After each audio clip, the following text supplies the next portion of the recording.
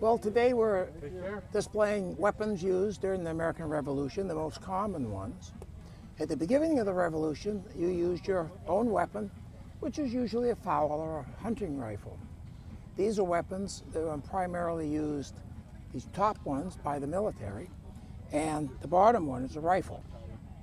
So the most common weapon we use at the start of the Revolution are the Brown Bess, the British weapon, 75 caliber, fires a ball weighing a little over an ounce.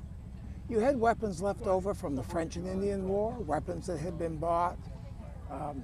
The Brown Bess had been produced for a long time. And originally, what they had were Brown Besses called a longland pattern, and they were 4 inches longer. Later they got shortened to the shortland pattern, which is what this is, because the long ones are just too difficult to carry in the woods. So this weapon was used a lot. And then there are also some of the French weapons. This weapon is a French weapon, colloquially known as a Charleville, after the Charleville arsenal in France, but they were produced in multiple arsenals. They were a very good musket. There were a lot captured during the French and Indian War. Many bought on the black market or trading posts in various places. It fires a 69 caliber shot, a little bit smaller than the Brown Bess, and originally is considered a better weapon. Both of these, they produced millions in France and Britain. After we won the Battle of Saratoga, one of the most important battles in history, because if we'd lost that battle, France would probably have not come in on our side, and we might have lost the revolution, probably would have lost the revolution. Over the period of the war, the French gave us 100,000 of these Charleville muskets, and we ordered other ones for the Continental Army. This musket became the pattern for the first American standard musket, produced by the Springfield Arsenal in 1795. And they kept that design all the way up to the Civil War. So if you look at it at a distance, it looks like a Civil War gun.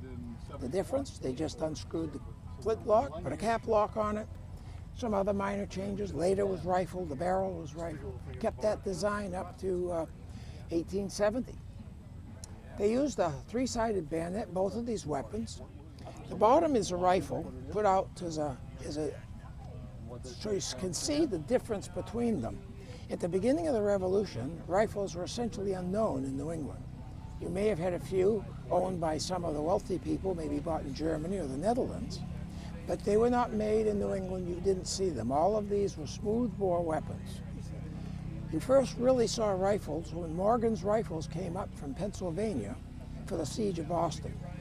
And thereon, since the war lasted 8 years, you started to see rifles made up in this part of the country. The rifle is accurate out to 300 meters, 300 yards, actually.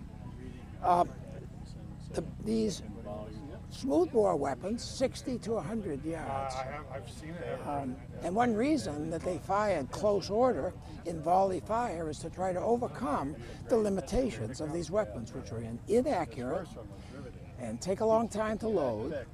And so the idea was, if you can fire lots of shots at one time, you have a better chance of actually hitting somebody. So we get a lot of business. Folks come up who don't get a chance to see these weapons close up and get an explanation of how they were used, why they were used, and how they function. And it often attracts the young boys, did when I was a young boy, and they bring the rest of the family with them. So very, very effective. And part of our charter is education, and this is part of it. Thank you.